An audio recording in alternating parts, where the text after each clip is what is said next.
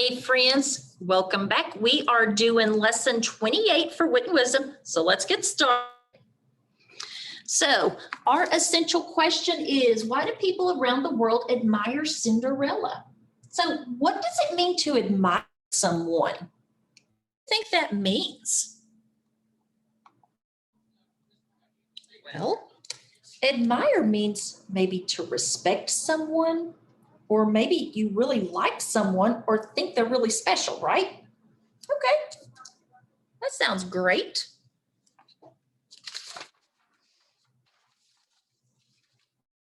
Let's move on here. All right, our content framing question is, what is happening in glass slipper gold sandal? So before writing an opinion paragraph, what do you do first? Well, normally we read or review our evidence before we state our opinion, don't we?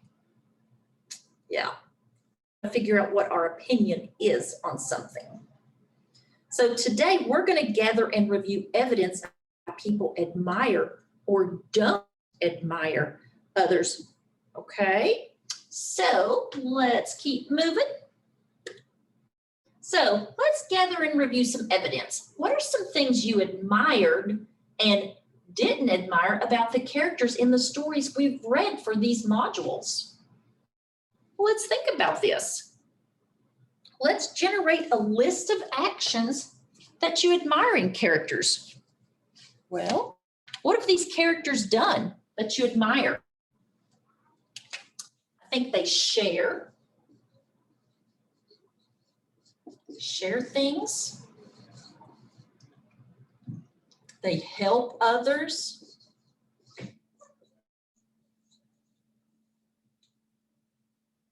They say thank you.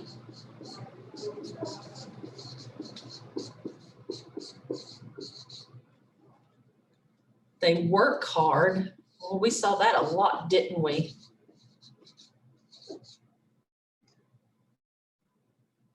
So let's think about this.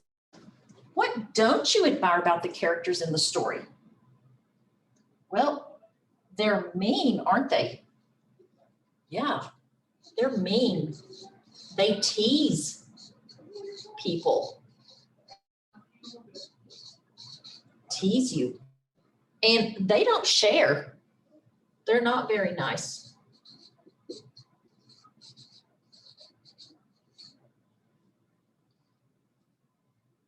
So their traits over there where they're mean and they don't share.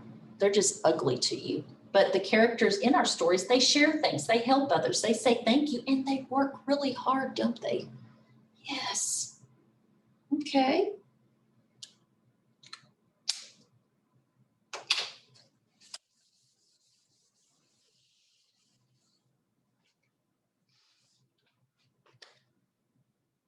So we're not going to do the Socratic seminar, because if you were in school, we would sit and we would talk about this.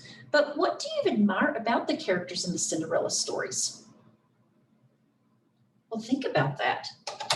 If you admire them, I think I admire them because they're very strong-willed. They keep going even through adversity. You know, through all the hardships, they still keep moving forward. They don't ever give up. That's what I think I like most. All right, so if we look at our speaking and listening chart, talk about it. We haven't looked at it in a while, so let's look at it. Let me get it here. I will share it with you.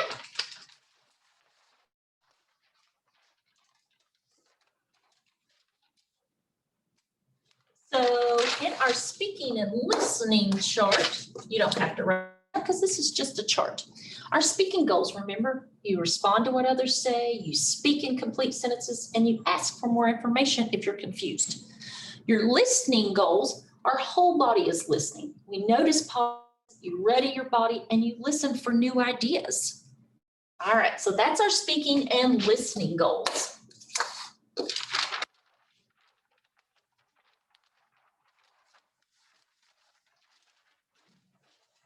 All righty.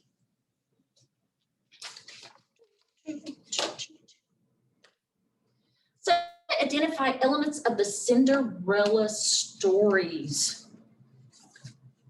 So we just discussed that many different Cinderella characters have been reading about, and we're going to revisit a story that includes details from many different Cinderella stories.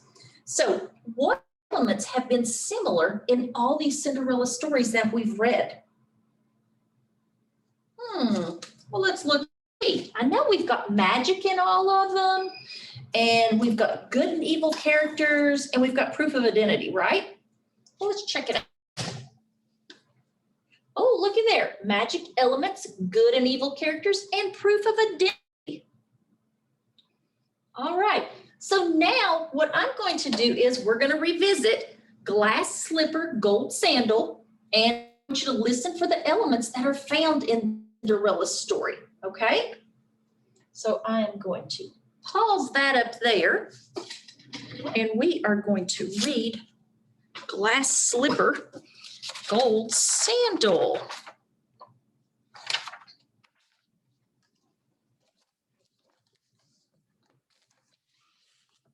Get myself together here. Okay, glass slipper, gold sandal, and this is a worldwide Cinderella.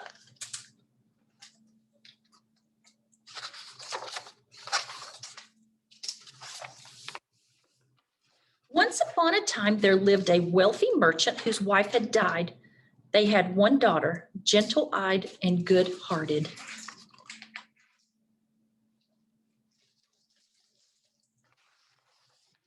Down the road lived a widow with two daughters. The woman gave the girl treats when she passed, pain douce to eat, sugar cane to chew. The girl knew that her father was lonely. You should marry the widow, she told him. She's nice to me. The father had his doubts, but the girl kept asking, and how long can a father say no to his daughter? And so he and the widow were married.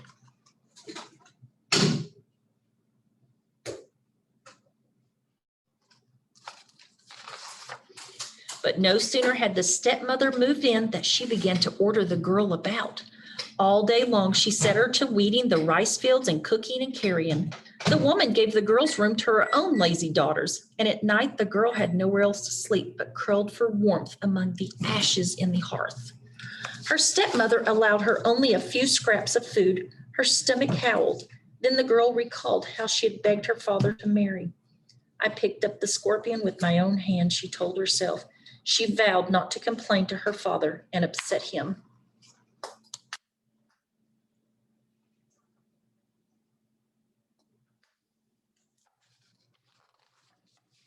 But when the girl was out tending the cattle, the beast heard her crying for hunger.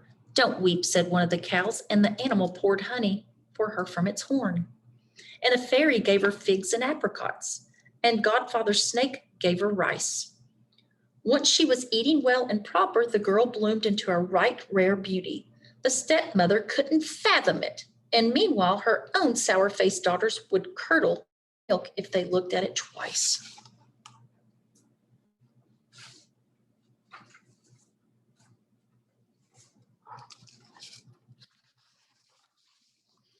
One day it was announced far and wide that the great king was in search of a queen.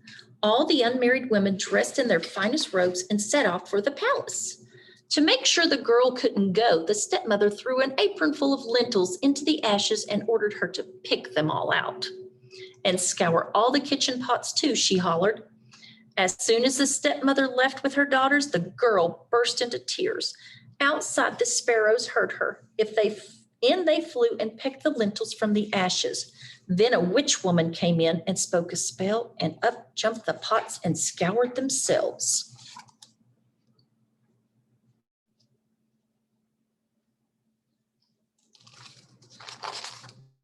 The girl was free to go, but she had nothing to wear except rags. Then she looked in her mother's sewing basket. Then she reached into a hole in the birch tree. Then a crocodile swam up to the surface, and in its mouth was a sarong made of gold, a cloak sewn of kingfisher feathers, a kimono red as sunset.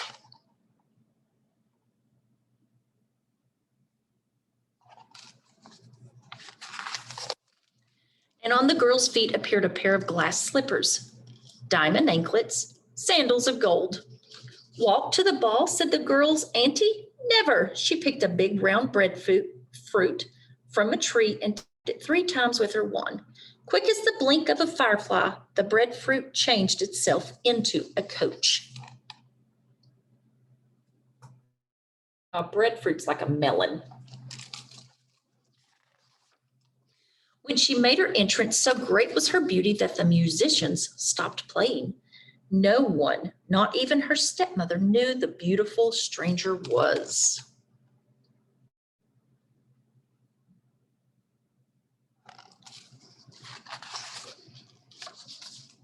All night the girl danced with the headman's son until the first rooster crowed. Then she remembered she had to leave at once.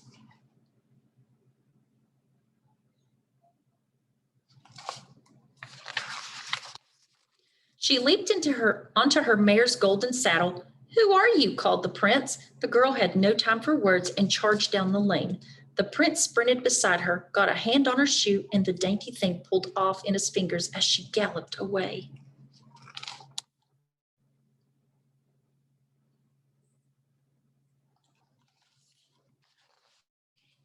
The king declared he would marry the golden owner. He ordered of the court to try it on, but none could squeeze inside it, and so he went searching for its owner up and down mountains until he came to the stepmother's house. When she saw him approach, she grabbed her stepdaughter, wrapped her in a mat, and hid her.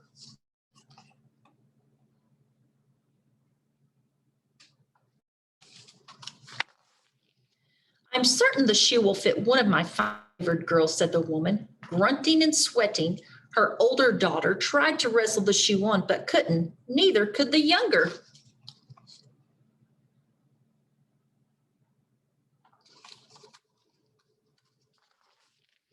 Just then a rooster began to crow. They put the ugly one on show and hid the beauty down below. The girl was brought forward. "Don't waste your time with that one," said the stepmother. But the magistrate looked into the girl's eyes, took the straw sandal in his hand, and slipped it onto her foot with ease.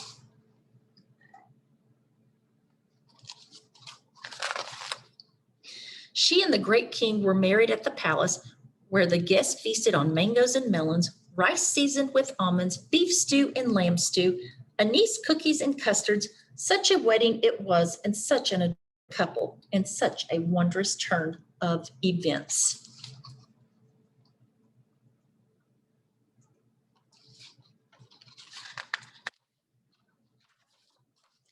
That people today are still telling the story.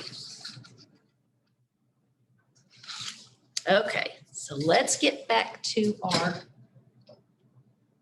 screen up here and let me get this fixed again.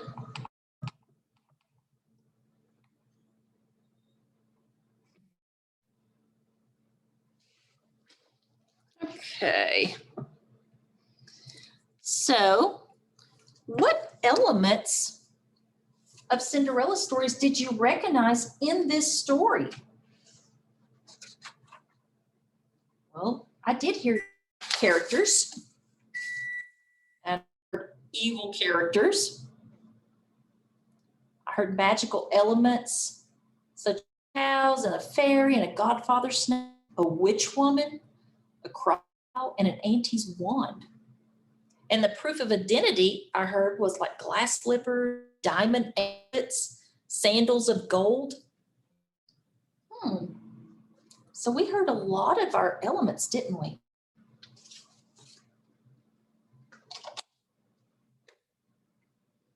So why did the people around the world admire Cinderella? Did your thinking change after discussing what you did and didn't admire about the characters in the Socratic seminar? Well, we didn't talk in the Socratic seminar. We talked about honesty and truthful and hardworking. Those were all the same in this story too, wasn't it? So I think my opinion stayed the same. I didn't change because I believe I do still admire the Cinderella stories.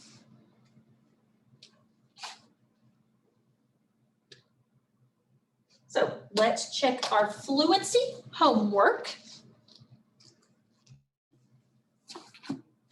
So let's check in here.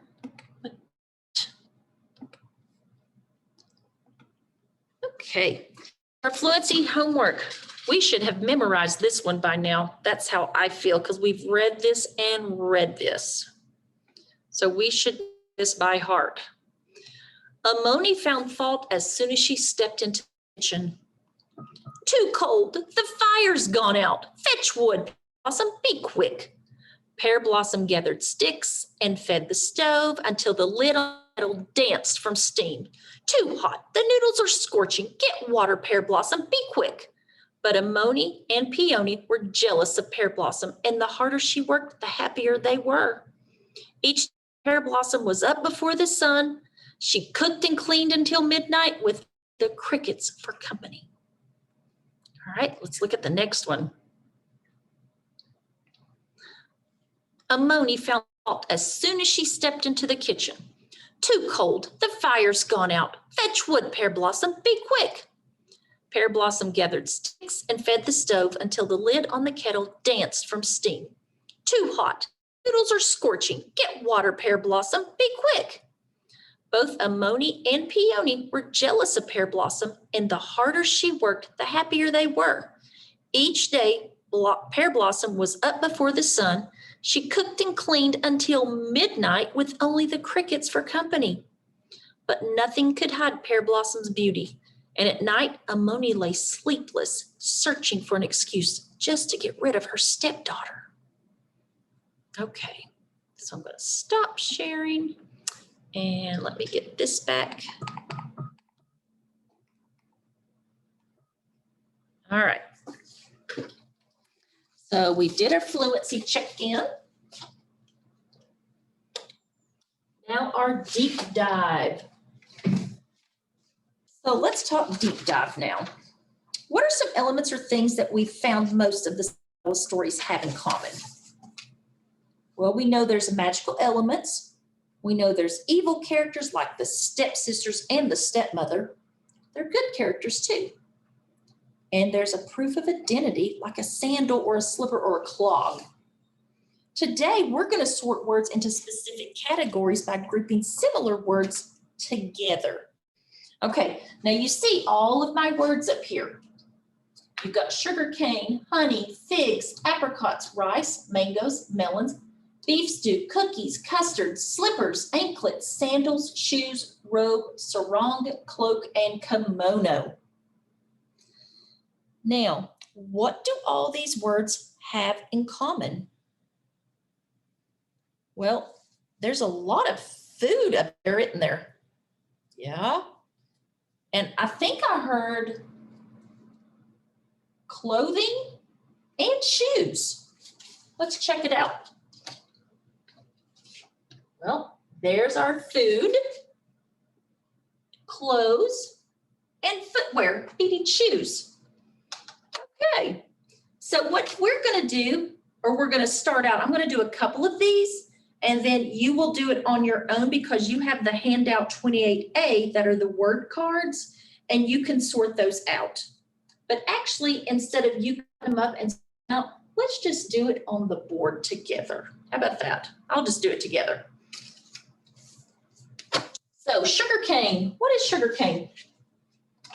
It is a food, so it would go over here.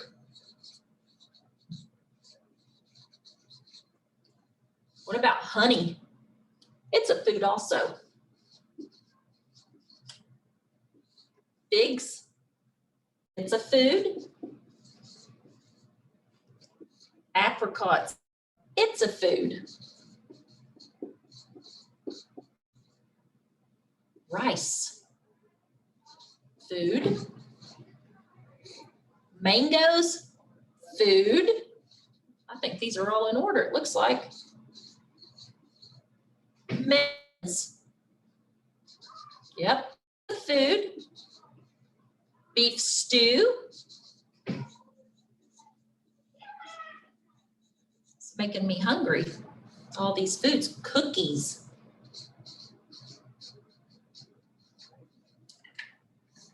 Custards. Custards is like a pudding. Okay, what about slippers? Well, I know that's not a food. What is that? It's footwear, slippers. What about anklets? Those are footwear also. That's what they wore in India, around their feet and ankles. Sandals, footwear too.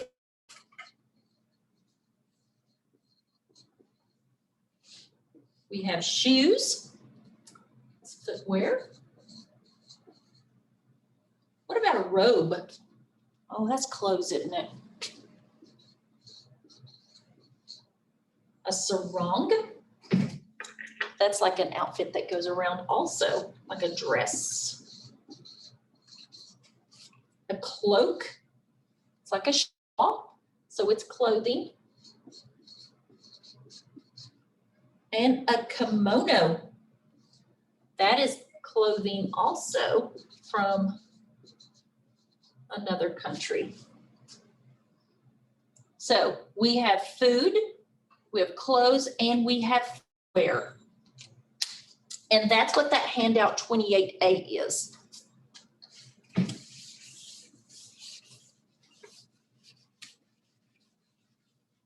right, let me move those back.